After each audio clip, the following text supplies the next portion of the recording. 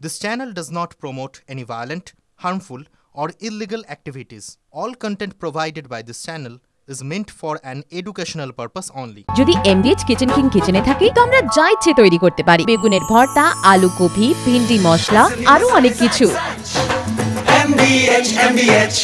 শুধুমাত্র কাকদ্বীপ নয়, মুর্শিদাবাদ, সেখানে শাসক কোন দল? ব্লক সভাপতির বিরুদ্ধে পীরের সম্পত্তি দখলের অভিযোগ তুলে সরব হয়েছেন তৃণমূল কংগ্রেস নেতা। কাঠগড়ায় হরিহরপাড়া ব্লক তৃণমূলের সভাপতি আফতাবউদ্দিন মণ্ডল।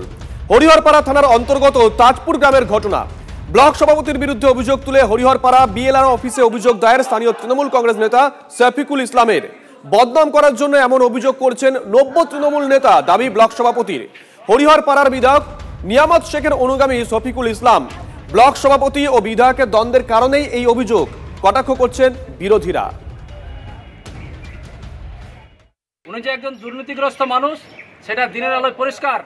এইরকম মমতা ব্যানার্জির কাছে আমরা আবেদন করব, এইরকম ধান্দাবাজ, ধাপ্পাবাজ লোক যেন আপনার দল যেন না থাকে।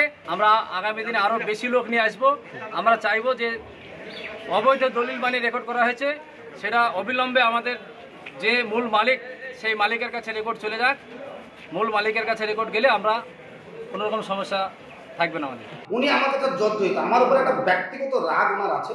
সেই ব্যক্তিগত রাগ তোলার কারণে উনি এই রকম একটা প্রতিহিংসামূলক বক্তব্য রাখছেন, প্রতিহিংসামূলক কথাবার্তা বলে বেড়াচ্ছেন।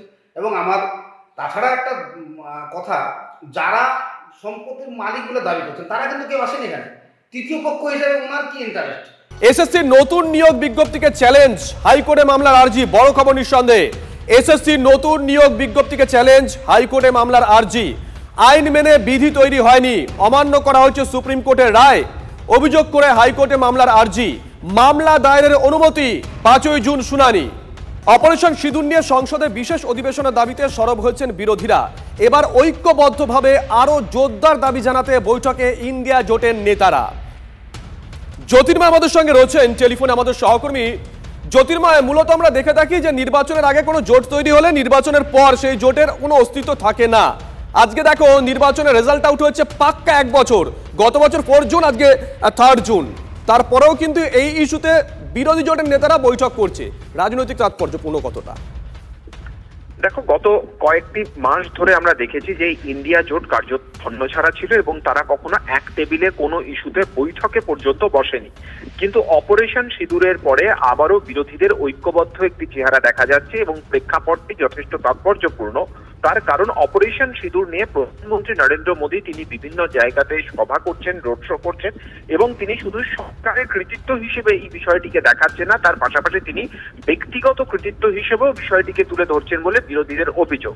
আর ঠিক এই জায়গাতেই বিরোধীদের প্রশ্ন যে এই অপারেশন সিঁদুর নিয়ে বেশ কিছু গুরুত্বপূর্ণ প্রশ্ন রয়েছে, যা নিয়ে সংসদের অভ্যন্তরে আলোচনা হওয়া উচিত। পাকিস্তান প্রশ্নে ভারতের বিদেশ নীতি কি হবে সে বিষয় নিয়ে সরকারকে উত্তর দিতে হবে। এই যুদ্ধ থামানোর ক্ষেত্রে আমেরিকা যে দাবি করছে সেই দাবি আদৌ সত্য কিনা তা নিয়ে সংসদের অভ্যন্তরে জবাব দিতে হবে। এবং এই কারণের জন্যই স্পেশাল সেশন ডাকা খবর আমরা পাচ্ছি। এখনো পর্যন্ত স্পেশাল সেশন ডাকার কোনো পরিকল্পনা সরকারের নেই।